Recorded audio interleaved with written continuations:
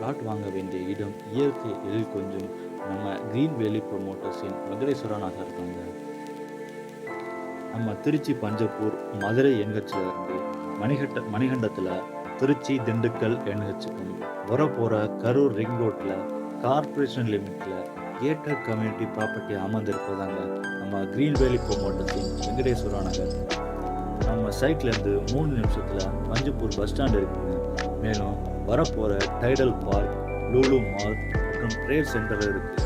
மேலும் கேஎஸ்எம் அக்கீம் பிரியாணி மற்றும் Jenny college of nursing மற்றும் இந்தியன் பப்ளிக் ஸ்கூல் இருக்குங்க.